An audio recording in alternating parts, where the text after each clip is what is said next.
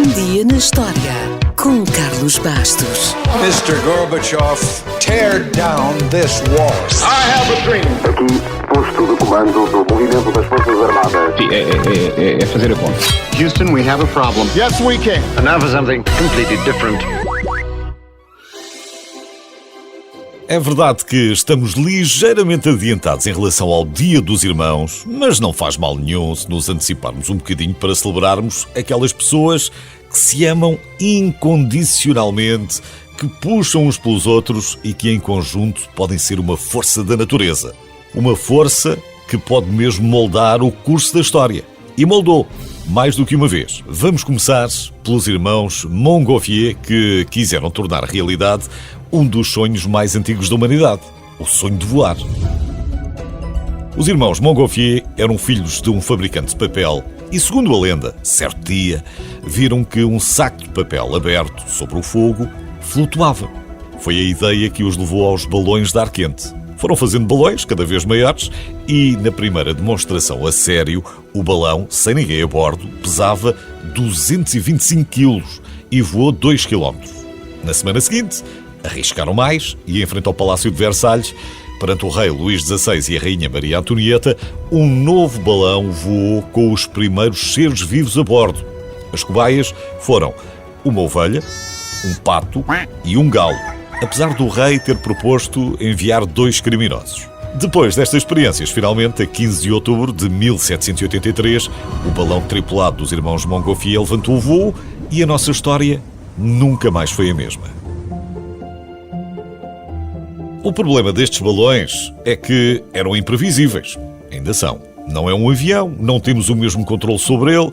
Para darmos este passo, foi preciso esperar até ao início do século XX por outros irmãos. Os irmãos Wright. Wilbur e Orville foram 2 irmãos inventores norte-americanos e foram pioneiros da aviação. De uma maneira geral, foi-lhes atribuído o crédito pelo desenvolvimento da primeira máquina voadora mais pesada que o ar, que efetuou um voo controlado, já com motor, em 1903. Basicamente, a principal realização dos irmãos foi a invenção do controlo em 3 eixos, que permitiu ao piloto controlar efetivamente a aeronave e manter o seu equilíbrio. Ora, poucos anos antes dos irmãos Wright, outros 2 irmãos, mas desta vez franceses, gravaram o seu primeiro filme à saída da fábrica do seu pai, em Lyon. Chamaram-lhe A Saída da Fábrica Lumière em Lyon. Como se percebe, na altura não havia medo nenhum dos spoilers. O título dizia tudo. Há quem diga então que Auguste e Louis são os pais da 7ª arte, a par de outro francês, Georges Méliès.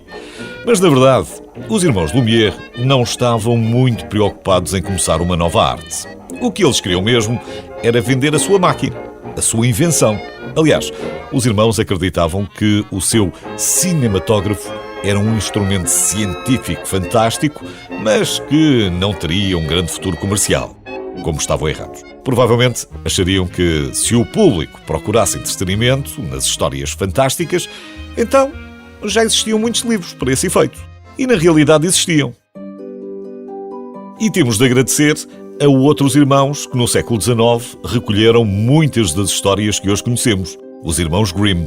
Jacob e Wilhelm foram 2 alemães que recolheram mais de 200 histórias de folclore e é por causa deles que atualmente conhecemos as histórias da Bela Adormecida, da Cinderela, da Branca de Neve, da Rapunzel e de tantas outras personagens de contos de fadas. Os irmãos viveram durante o período das guerras napoleónicas e queriam reforçar o sentido de patriotismo.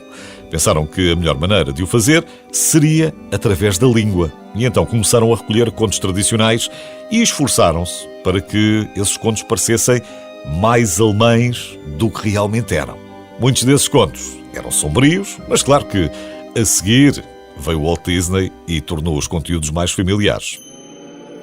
Walt e o seu irmão mais velho, Roy, sócio e cofundador da Disney e o homem das finanças. É bom não esquecer.